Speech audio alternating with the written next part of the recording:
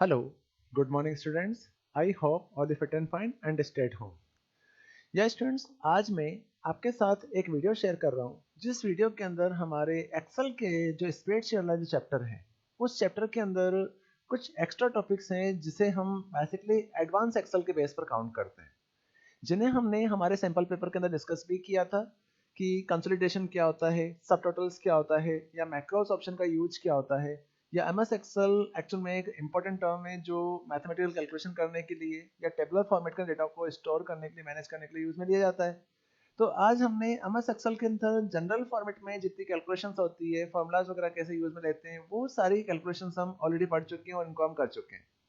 लेकिन हम जानते हैं कि माइक्रोसॉफ्ट एक्सेल एक एडवांस एक्सेल है और इस एडवांस फॉर्मेट के बेस पर आज कई तरह के वर्क होते हैं जो एम एस एक्सेल के थ्रू परफॉर्म किए जाते हैं।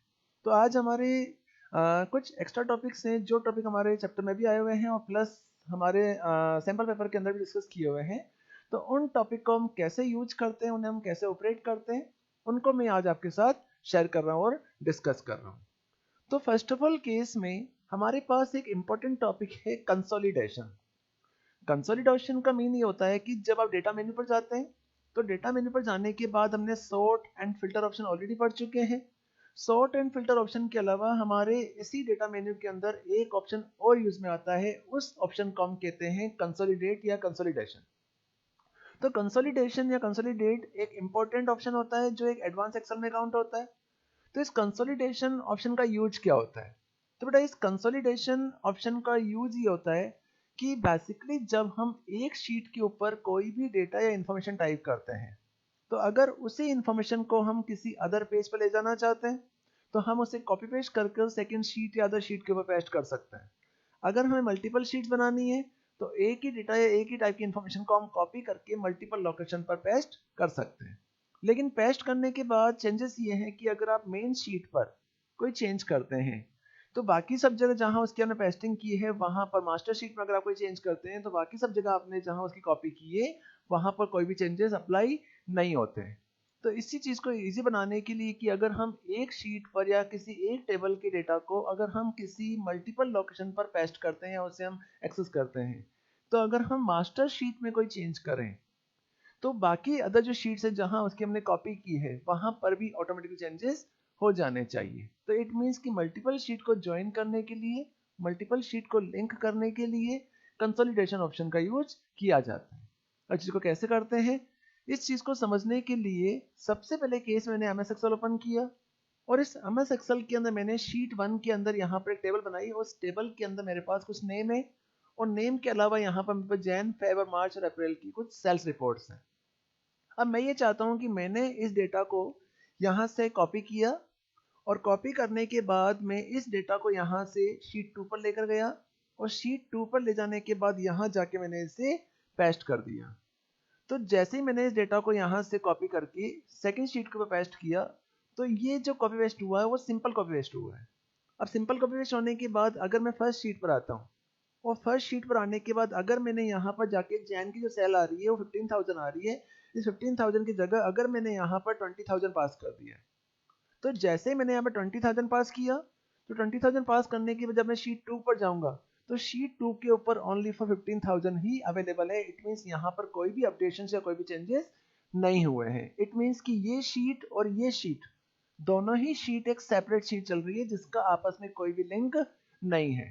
बट हम ये चाहते हैं कि अगर फर्स्ट शीट के अंदर कोई भी चेंज किया जाता है, कोई अपडेशंस किए जाते हैं, तो वो अपडेशंस ऑटोमेटिकली सेकंड शीट पर भी हो जाए।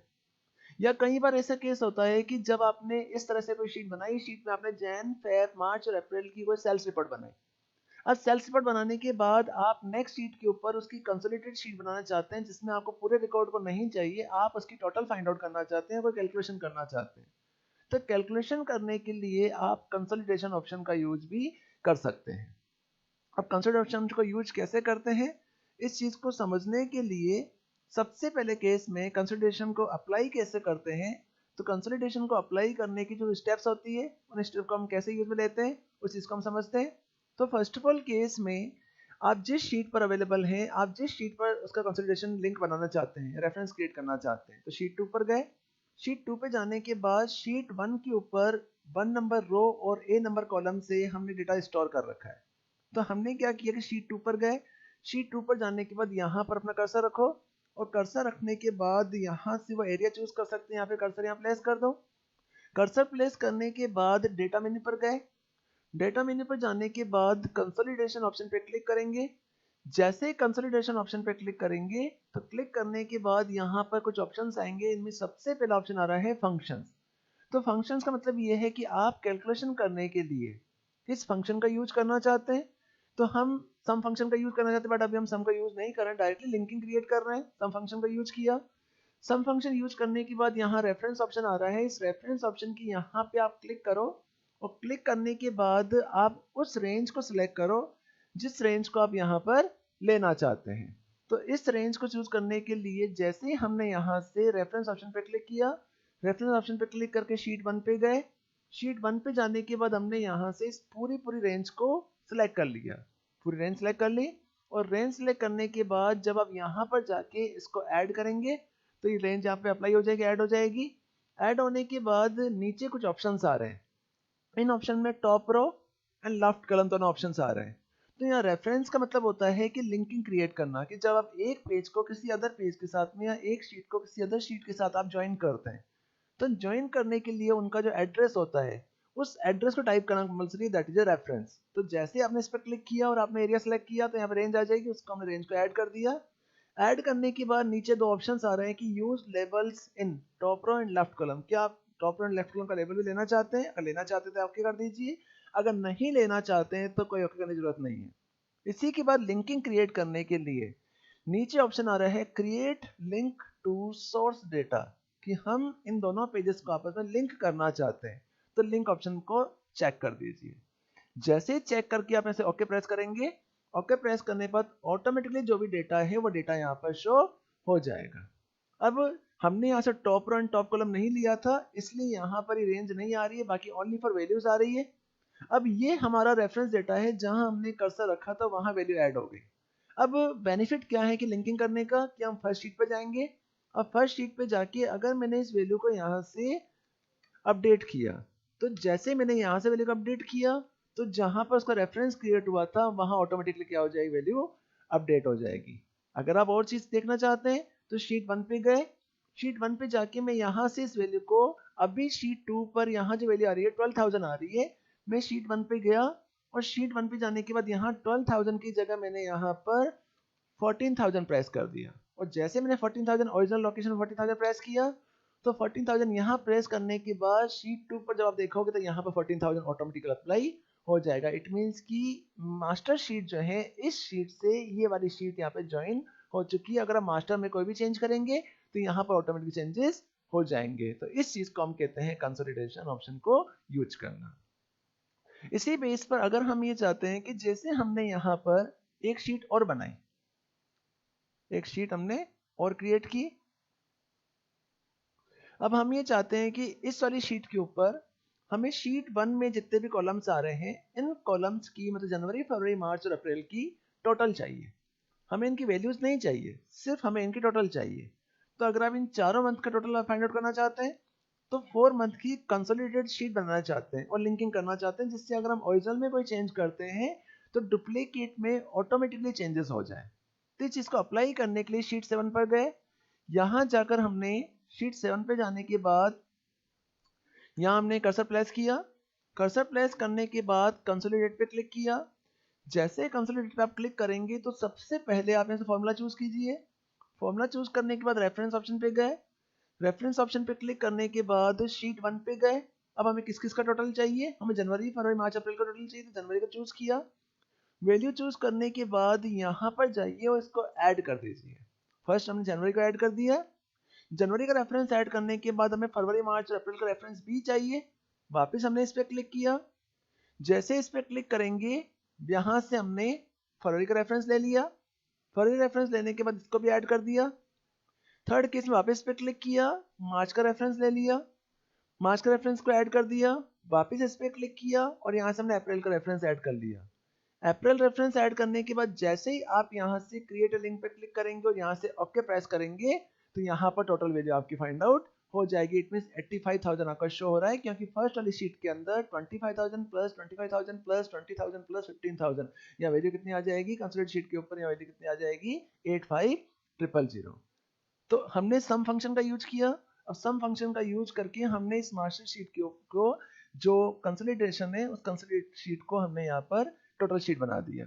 अब इस शीट को बनाने के बाद अगर आप यहाँ पर जाकर अगर आप मास्टर शीट में कोई चेंज करेंगे, तो जैसे ही आपने यहाँ पर जाकर वैल्यू को चेंज किया, तो अगर आप यहाँ देखेंगे तो यहाँ ऑटोमेटिक वैल्यू आपकी चेंज हो जाएगी। तो इसका मतलब होता है कि कंसोलिडेशन ऑप्शन के थ्रू हम एक शीट को किसी अदर शीट के साथ लिंक कर सकते हैं या ज्वाइन कर सकते हैं, that is a consolidation option. बेटा इसी कंसोलिडेशन ऑप्शन के बाद हमारा एक ऑप्शन और यूज में आता है, उस ऑप्शन को हम कहते हैं सब टोटल ऑप्शन। तो यहाँ पर एक ऑप्शन यूज में आ रहा है सब टोटल ऑप्शन। तो सब टोटल ऑप्शन का मतलब होता है कि अगर हम किसी भी सेल्स रिपोर्ट या किसी भी मार्कशीट या किसी भी वैल्यूज में सेम टाइप की वैल्यूज का टोटल फाइंड आउट करना चाहते हैं, सेम टाइप की वैल्यूज की टोटल सेटअप करना चाहते हैं, रिट्रीव करना चाहते हैं, तो रिट्रीवेशन करने के लिए हम सब टोटल ऑप्शन को यूज कर सकते हैं। फॉर एग्जाम्पल कि जैसे आज मैंने यहाँ पर एक सेल्स रिपोर्ट बनाई।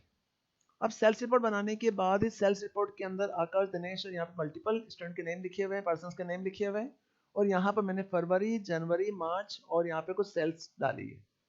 अब सेल्स डालने पर आकाश की फरवरी की सेल्स इतनी है, दिनेश की इतनी है, राहुल की इतनी है और संजय की इतनी है। दीपक, गोविंद और अमन की जैन की सेल्स इतनी है, दीपेश की जनवरी की सेल इतनी है, गोपाल, अभिषेक और अर्णव की सेल्स मार्च की सेल इतनी है। अब हम ये चाहते हैं कि हमें दिनेश की फरवरी की सेल्स चाहिए, तो हमने दिनेश को चूज किया, उसकी फरवरी की सेल्स इतनी आ रही है। राहुल को फरवरी की सेल्स चाहिए, राहुल की फरवरी की सेल्स यहाँ पे शो हो जाएगी।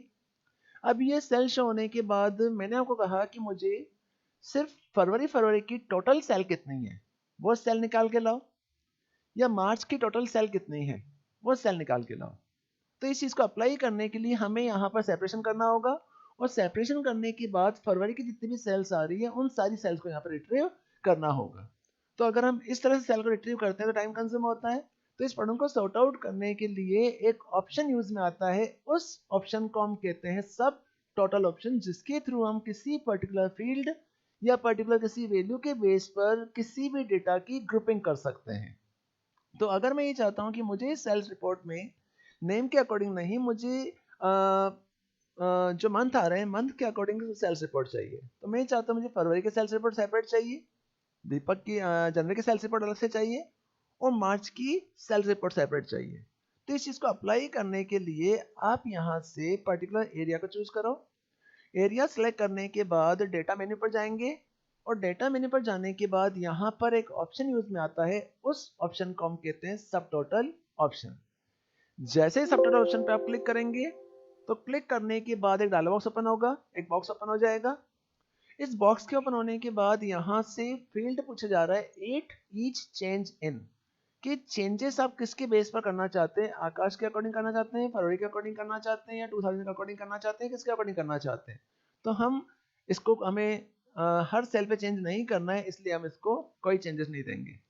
नेक्स्ट ऑप्शन आ रहा है कि सम, आप फंक्शन कौन सा यूज करना चाहते हैं, आप सम करना चाहते हैं, काउंट, एवरेज, मिन, मैक्स, प्रोडक्ट, इफ, क्या आप यूज करना चाहते हैं। तो हम ये चाहते हैं कि मैं फरवरी की जो सेल्स आ रही है उनका टोटल आ जाए, जनवरी की जो सेल्स आ रही है उनका टोटल आ जाए, और मार्च की सेल आ रही है उनका टोटल आ जाए। तो हमने यहाँ सम फंक्शन चूज कर दिया। सम फंक्शन चूज करने के बाद ऐड सब टोटल टू, इट मीन्स कि हमें जो सब टोटल चाहिए वो सब टोटल किसकी चाहिए, आकाश की चाहिए, फरवरी की चाहिए, या फिर पर्टिकुलर वैल्यू चाहिए। तो हम ये जानते हैं कि सब टोटल हमेशा जो फरवरी तो मंथ है, बट सेल्स हमारी यहाँ पर न्यूमेरिकल वैल्यूज सेल्स की रिपोर्ट है, तो हम ये चाहते हैं कि जो न्यूमेरिकल वैल्यूज आ रही है इन सबकी टोटल हमें चाहिए। इस चीज को अप्लाई करने 20,000 लिया। यहाँ पर जाके जैसे आप ओके प्रेस करेंगे, सॉरी कुछ मिस्टेक हो रही है, मैं इसको एक्सचेंज कर रहा हूँ। इसी ऑप्शन के अंदर हमने यहाँ पर एक रो और इंसर्ट की। इस रो के अंदर यहाँ पर नेम, यहाँ पे मंथ, और यहाँ पर वैल्यू दे दिया। वैल्यू देने के बाद यहाँ से आप एरिया चूज करो। एरिया चूज करने के बाद सब टोटल पे क्लिक किया। जैसे सब टोटल पे क्लिक किया तो सबसे पहले हमें चेंज किसके अकॉर्डिंग चाहिए, वैल्यू के अकॉर्डिंग चाहिए, मंथ के अकॉर्डिंग चाहिए, मंथ के अकॉर्डिंग चाहिए। सम ले लिया, और यहाँ से सम किसका चाहिए, वैल्यू का चाहिए। जैसे आप ओके प्रेस करेंगे तो ओके प्रेस करने पर ऑटोमेटिकली आपने जो रेंज चूज की है उस रेंज की सब टोटल बन के आ जाएगी। अब सब टोटल देखेंगे, आप ध्यान से देखेंगे तो यहाँ पर नेम वाले कॉलम के अंदर फरवरी की सेल्स हमने अप्लाई की थी कि हमें टोटल फरवरी के अकॉर्डिंग चाहिए और वैल्यूज की टोटल चाहिए। तो जैसे आप अप्लाई करेंगे तो फरवरी की टोटल सेल्स यहाँ पर 90,000 आ रही है, जनवरी की टोटल सेल यहाँ पे 77,000 आ रही है और यहाँ पे मार्च की टोटल सेल यहाँ पे 62,000 आ रही है। अगर आप यहाँ से सिर्फ फरवरी की सेल ही देखना चाहते हैं, जनवरी और मार्च की सेल नहीं देखना चाहते, तो इसको आप हाइड भी कर सकते हैं। तो जैसे से आप अप्लाई करेंगे तो यहाँ पर सिर्फ फरवरी की सेल ही आपको शो होगी। इसी टाइप से अगर हम ये चाहते हैं कि हमें इस फरवरी की सेल नहीं चाहिए, जनवरी और मार्च की ट्रेल सेल चाहिए, तो जनवरी मार्च की सेल आपके सामने शो हो रही है। अगर हम चाहते हैं कि हमें तीनों सेल्स का सेपरेशन या ग्रुप ऑफ रिपोर्ट्स नहीं चाहिए कि बॉस ने हमें कहा कि हमें फरवरी मार्च मार्च से अप्रैल से मतलब नहीं है, हमें सिर्फ ग्रांड टोटल शो करना है कि टोटल सेल कितनी हुई है, तो टोटल सेल शो करने के लिए यहाँ पर हम इन सबको क्या कर देंगे, हाइड कर देंगे। जैसे इन तीनों का हाइड करोगे तो टोटल सेल आपकी यहाँ पर शो हो जाएगी, ग्रांड टोटल सेल आपके सामने शो हो जाएगी। आप इस पर क्लिक करें तो ये शो होगा, ग्रांड टोटल सेल शो होगी। अगर इस पर क्लिक करेंगे तो फरवरी, जनवरी और मार्च तीनों की सेल शो होंगी। अगर आप थर्ड पे क्लिक करें तो टोटल सेल आपकी शो हो जाएंगी। तो अगर आप फर्स्ट सेल देखना चाहते हैं, सिर्फ ग्रांड टोटल सेल देखना चाहते हैं, तो ग्रांड टोटल पे क्लिक करेंगे तो सिर्फ ग्रांड टोटल सेल ही हमारे सामने शो होगी, बाकी सेल हमारे सामने शो नहीं होगी। अगर हम चाहते हैं हमें दोनों तीनों मंथ की सेल चाहिए तो इस पर क्लिक करो, तो जैसे इस पे सेकंड पे क्लिक करेंगे तो ग्रुपिंग बन गई। जैसे इस पे क्लिक किया, क्लिक करने पर फरवरी में इतनी सेल है, जनवरी में इतनी सेल है और मार्च की इतनी सेल है और टोटल सेल हमारे पास इतनी है। अगर हम इनका सेपरेशन वैल्यू भी देखना चाहते हैं तो हम यहाँ पे क्लिक करेंगे तो तीनों की टोटल सैलरी जो सेल है वो सेल भी आपके सामने शो होंगी। अगर हम फरवरी और मार्च को जन को हाइड कर दें, सिर्फ मार्च की टोटल चाहिए, तो मार्च में किस किस पर्सन की क्या क्या सेल है उन सेल को भी आप यहाँ पे शो कर सकते हैं। तो बेसिकली कंपनीज में जो रिपोर्ट बनती है उन रिपोर्ट में इस तरह से मंथली रिपोर्ट्स होती है या स्टूडेंट के मार्क्स होते हैं, तो सब्जेक्ट वाइज जो कंसोलिडेटेड शीट्स वगैरह हम बनाते हैं, उन शीट्स वगैरह बनाने के लिए हम इस तरह से इन ऑप्शंस को यूज करते हैं। That is a consolidation sheets, that is a सब टोटल ऑप्शन। इसी ऑप्शन के बाद हमारे एडवांस एक्सेल के अंदर एक टॉपिक और यूज में आता है जो हमारे सिंपल पेपर के अंदर भी आ चुका है, दैट इज ए मैक्रोस। तो मैक्रोस का यूज क्या होता है, मैक्रो ऑप्शन का यूज क्या होता है, मैक्रो क्या होते हैं? तो फर्स्ट ऑफ ऑल केस में व्यू मेन्यू के अंदर एक ऑप्शन यूज में आ रहा है, वो ऑप्शन है मैक्रो ऑप्शन। मैक्रो ऑप्शन का सीधा मीनिंग ये होता है कि किसी भी कंटेंट या किसी भी इंफॉर्मेशन को अगर हम रिकॉर्ड करके रखना चाहते हैं जिससे रिक्वायरमेंट होने पर कभी भी हम उससे रिट्रीव कर सकें या एक्सेस कर सकें, तो किसी भी कंटेंट किसी भी इंफॉर्मेशन की डुप्लीकेट कॉपी बनाकर या उसकी रिकॉर्डिंग करके रखने के लिए मैक्रोस ऑप्शन का यूज किया जाता है। फॉर एग्जाम्पल कि जैसे आज हमारे पास एक्सेल शीट है, इस एक्सेल शीट के अंदर मैंने कोई टाइपिंग किया और कोई भी डेटा मैंने टाइप किया। अभी मैंने किसी भी इंफॉर्मेशन की रिकॉर्डिंग नहीं की, जब रिकॉर्डिंग नहीं की तो यहाँ पर मैं डेटा को टाइप कर रहा हूँ या फिर वैल्यूज ऐड कर रहा हूँ।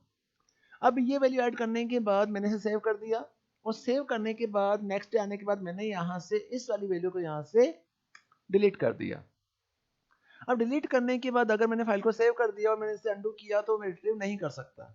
इट मीन्स कि जो इन्फॉर्मेशन मेरी डिलीट हो चुकी है उस इन्फॉर्मेशन को वापस रिट्रीव नहीं कर सकते। या फिर ऐसे कह सकते हैं कि जैसे हमने अभी यहाँ पर शीट 3 पर सब टोटल ऑप्शन का यूज देखा, या फिर हमने सब टोटल ऑप्शन के अलावा यहाँ पर इन वैल्यूज का यूज देखा, तो हम ये चाहते हैं कि जो वैल्यूज हैं इन वैल्यूज की हमें 2 या 3 कॉपीज बनानी है। तो इन वैल्यूज की कॉपी बनाने के लिए कंट्रोल सी किया, कंट्रोल वी किया तो इसकी कॉपी बन जाएगी। बट ये जो वैल्यूज आ रही है ये वैल्यू हमें मल्टीपल टाइम चाहिए, तो हम इसे कॉपी पेस्ट करेंगे तो मल्टी टाइम इसे एक्सेस कर सकते हैं। बट इन केस ऑफ अगर हम कॉपी पेस्ट करते हैं तो हमारा टाइम कंज्यूम होता है, या इस इंफॉर्मेशन इस रिकॉर्ड को अगर हम स्टोर करके रखना चाहते हैं जिससे रिक्वायरमेंट होने पर कभी भी इस इंफॉर्मेशन को दोबारा यूज किया जाए, तो एक ही इंफॉर्मेशन को मल्टी टाइम यूज करने के लिए, एक इंफॉर्मेशन को बार बार यूज करने के लिए हम मैक्रोस ऑप्शन का यूज कर सकते हैं। फॉर एग्जाम्पल कि जैसे मैंने अभी इस एक्सेल शीट के ऊपर कोई भी डेटा टाइप किया, अभी मैंने इसकी कोई रिकॉर्डिंग नहीं की। जब रिकॉर्डिंग नहीं की तो जो भी इंफॉर्मेशन मैं टाइप कर रहा हूँ वो इंफॉर्मेशन मेरे से टेम्परेरी होल्ड हो रही है। अब इन्फॉर्मेशन होल्ड होने के बाद मैंने यहाँ पर जाके इस फर्स्ट लाइन को यहाँ से डिलीट कर दिया। अब डिलीट करने के बाद मैंने इसे अंडू किया, कंट्रोल जेड किया, और जैसे ही कंट्रोल जेड या अंडू किया तो जो मैंने इन्फॉर्मेशन डिलीट की है वो इन्फॉर्मेशन वापस रिट्रीव हो जाएगी। बट अगर मैंने इस फाइल को सेव कर दिया, वो सेव करने के बाद अगर मैंने इस डेटा को डिलीट कर दिया, उसको मैंने कंट्रोल प्लस करके फाइल को सेव कर दिया, तो सेव करने के बाद जब आप अंडू करोगे तो वो डिलीट की गई इन्फॉर्मेशन आपको वापस रिट्रीव नहीं होगी। तो हम अगर एक ही इन्फॉर्मेशन को बार बार यूज करना चाहते हैं और डिलीट होने के बाद भी उससे अगर एक्सेस करना चाहते हैं तो उस इन्फॉर्मेशन को हम रिकॉर्ड कर सकते हैं। तो रिकॉर्ड करने के लिए एमएस एक्सेल के अंदर एक इंपॉर्टेंट ऑप्शन यूज में आता है, उस ऑप्शन को हम क्या कहते हैं, रिकॉर्डिंग ऑप्शन कहते हैं, that is a macros option. तो मैक्रो ऑप्शन कैसे काम करता है, इस चीज को समझने के लिए सबसे पहले व्यू टैब पे जाएंगे। व्यू टैब पे जाने के बाद जैसे आप मैक्रो ऑप्शन पे क्लिक करेंगे तो क्लिक करने के बाद आपसे पूछा जाएगा कि आप व्यू मैक्रो मतलब बने हुए मैक्रो को यूज करना चाहते हैं या नया मैक्रो आप रिकॉर्ड करना चाहते हैं। तो हम अभी फर्स्ट टाइम रिकॉर्ड बना रहे हैं तो नया रिकॉर्ड मैक्रो बनाना चाहते हैं। जैसे ही मैक्रो रिकॉर्ड पे आप क्लिक करेंगे, क्लिक करते बॉक्स खुल जाएगा, और बॉक्स के खुलने के बाद यहाँ पर फर्स्ट ऑफ ऑल केस में मैक्रो का नेम दे दीजिए कि किस नेम से आप मैक्रो बनाना चाहते हैं, जो हमारा यहाँ पर से हो जाएगा। नेक्स्ट ऑप्शन आ रहा है शॉर्टकट की। इस मैक्रो को रन करने के लिए हम शॉर्टकट की का यूज कर सकते हैं। तो मान लिया कि कंट्रोल के साथ में जब मैं W प्रेस करता हूँ, मैंने यहाँ W प्रेस कर दिया कि अगर मैं कंट्रोल के साथ में W प्रेस करता हूँ तो ये मैक्रो मेरा रन होना चाहिए।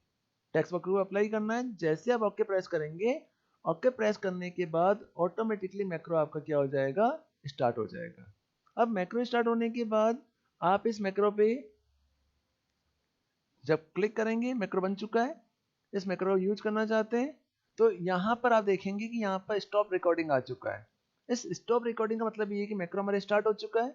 अब स्टार्ट होने के बाद यहाँ पर ये रिकॉर्डिंग ऑप्शन आ रहा है मैक्रो का। अब यहाँ पे क्लिक करेंगे, अब जो भी हम टाइप कर रहे हैं वो सारी इंफॉर्मेशन यहाँ पर रिकॉर्ड होती जा रही है। इस मैक्रो के अंदर सारी इंफॉर्मेशन यहाँ पर रिकॉर्ड होती जा रही है। अब रिकॉर्डिंग करने के बाद हम अगर इस मैक्रो को स्टॉप करना चाहते हैं तो मैक्रो स्टॉप करने के लिए यहाँ पर जो स्टॉप बटन आ रहा है उससे आप मैक्रो स्टॉप कर सकते हैं। अगर यहाँ से स्टॉप नहीं करना चाहते हैं तो यहाँ पर जाकर आप इस मैक्रो को यहाँ से स्टॉप कर दीजिए। स्टॉप हो चुका है। अब स्टॉप होने के बाद दोबारा हमने यहाँ पर रिकॉर्डिंग करना शुरू किया, टाइप करना शुरू किया। जैसे हम इसमें रिकॉर्डिंग टाइप कर रहे हैं तो जो रिकॉर्ड हमने टाइप किया है वो तो ऑलरेडी है, बट ये इन्फॉर्मेशन रिकॉर्ड नहीं हो रही है। अब इस रिकॉर्ड को हमने रिकॉर्ड टाइप किया और किसी रीजन से हमने इसको सिलेक्ट करके इस इन्फॉर्मेशन को डिलीट कर दिया। तो डिलीट करने के बाद जो इन्फॉर्मेशन हमारी रिकॉर्ड हो चुकी है उस इन्फॉर्मेशन को दोबारा एक्सेस करना चाहते हैं। जो इन्फॉर्मेशन रिकॉर्ड नहीं हुई वापस एक्सेस नहीं होगी, बट जो रिकॉर्ड हो चुकी है वापस एक्सेस हो जाएगी। तो इस इन्फॉर्मेशन को रिट्रीव करने के लिए मैक्रो पर गए। मैक्रो पर जाने के बाद व्यू मैक्रो पे क्लिक किया। जैसे व्यू मैक्रो पर जाएंगे तो यहाँ पे जितने मैक्रोज बने हुए हैं उन सारे मैक्रोज की लिस्ट यहाँ पर शो हो जाएगी। तो हमने यहाँ से मैक्रो 1 चूज किया। मैक्रो 1 चूज करके जैसे ही रन पे क्लिक करोगे तो रन पे क्लिक करने पर जो रिकॉर्डिंग आपने रिकॉर्ड की है, जो इन्फॉर्मेशन आपने रिकॉर्ड की है वो इन्फॉर्मेशन मिल जाएंगी, बट जो इन्फॉर्मेशन रिकॉर्ड नहीं हुई है वो इन्फॉर्मेशन यहाँ पे एक्सेस नहीं होगी।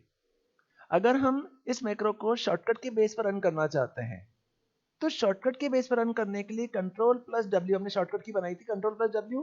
तो जैसे ही कंट्रोल के साथ में डब्ल्यू प्रेस करोगे, कंट्रोल के साथ में डब्ल्यू प्रेस करोगे, सॉरी वर्क नहीं कर रहा है, असाइन नहीं हुई है। कंट्रोल के साथ डब्ल्यू प्रेस करेंगे तो रिकॉर्ड मैक्रो क्या हो जाएगा, रिकॉर्ड हो जाएगा और एक्सेस हो जाएगा।